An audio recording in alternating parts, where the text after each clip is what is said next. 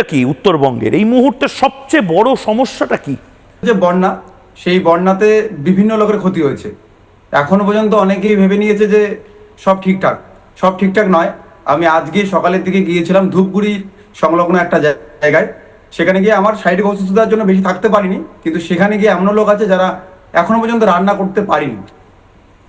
এরকমও পরিস্থিতি গিয়েছে, অনেক প্রাণহানি হয়েছে। মানে প্রায় এক সপ্তাহ হয়ে গেছে উজ্জ্বল। মানে এটা যদি আজকে আলিপুর বা যাদবপুর বা গড়িয়া টালিগঞ্জে হতো তাহলে কিন্তু এটা ন্যাশনাল হেডলাইন হয়ে যেত। এক সপ্তাহ পরেও তুমি বলছো এখনো বিভিন্ন জায়গায় জল আছে, রান্না করতে পারছে না। উত্তরবঙ্গে এরকম জায়গা আছে এখনো?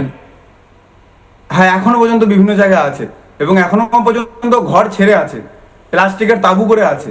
সময় আমরা 2 মিনিট ফ্যান ছাড়া থাকতে পারি না। 7 দিন ধরে ফ্যান ছাড়া তো দূরের কথা, তারা একটা জাস্ট প্লাস্টিকের তাঁবুর মধ্যে আছে।